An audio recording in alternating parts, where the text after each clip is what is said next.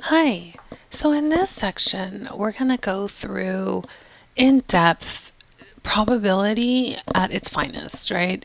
So we're going to take permutations and combinations and integrate them with probability. Because what is probability? The probability formula states that it's just the number of ways an event can occur over the total number of outcomes. Well, the number of ways an event can occur can vary, and there can be different combinations and permutation, and therefore we need to be able to calculate the correct number of ways, which could exceed more than what we thought, using some permutation and combination formulas. So we're just going to start off with basic counting and kind of move in deeper. We're going to be in the shallow end of the pool and kind of go and walk our way to the deep end. So let's just talk about counting. When we talk about counting, what we're doing is we're just going to count and then develop more sophisticated ways of counting.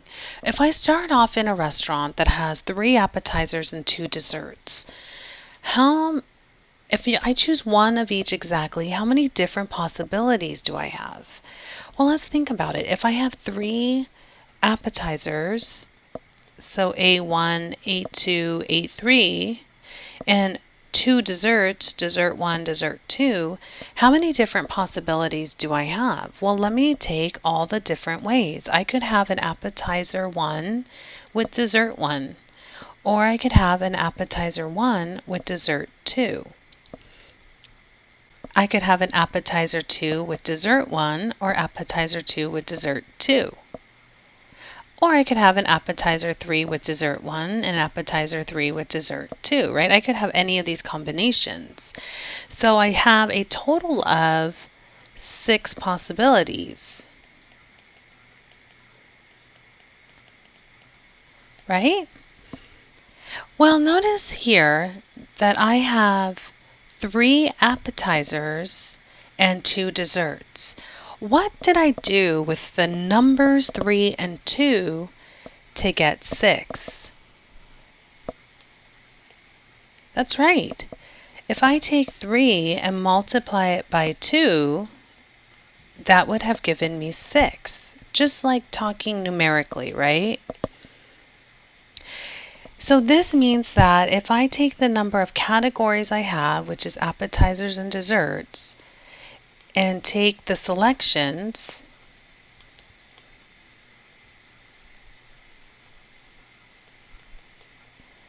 and then categories, and multiply them, I can get the total number of possibilities. And it's that simple. You're like, no, it's not. It is. It's just counting. But we, instead of adding, we went from adding to multiplying, right? And for multiplying, we're going to do groups and have exponents, right? And so we just kind of follow that guideline in development of counting. So the basic counting rule, which we always follow, is that if we have m choices for a number of categories, and n choices for the second, and p, and so on, all we need to do is multiply the number of choices, and we have the total possible number of possibilities. So suppose at a different restaurant you have now 8 choices for an appetizer, 11 choices for a main course, and 5 choices for dessert. We are not going to list everything with 8 choices of appetizers, 11 for main course, and 5 for dessert. That is just way too many things happening. Let's take a step on the second step of the pool and get our feet wet and try the multiplication rule. And essentially what you're going to have here are the number of categories. So we have appetizers, main courses, and desserts. So on the bottom we have the number of lines, right? Spaces we have in categories, and then in the spaces we fill in the number of possibilities of choices. So for example, how many choices do I have for appetizers? I have 8. How many choices do I have for the main course? 11. How many choices do I have for dessert? 5. And we can use the basic multiplication rule to multiply those three numbers to get the total number of possible meal options if I only select one of each. And so if I multiply those out, I get 440 meal options.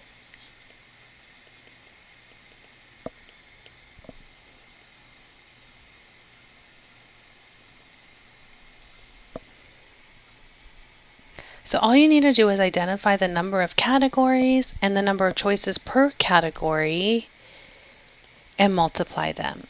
Okay, so going on this Kool-Aid train, let's say there's 21 novels and 18 volumes of poetry on a reading list. How many different ways can a student select one novel and one poetry? Okay, so what are the categories? One category is novels, one category is poetry. And how many choices do I have for the novels? 21. And how many choices do I have for poetry? 18. And I can use the multiplication rule to multiply. So if I multiply those out, however way I do multiplication in a calculator or whatever, I have 378 ways to choose my reading.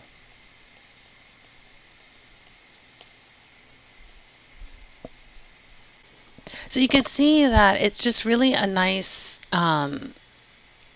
rule, right? We don't even realize we use it, but we use it a lot.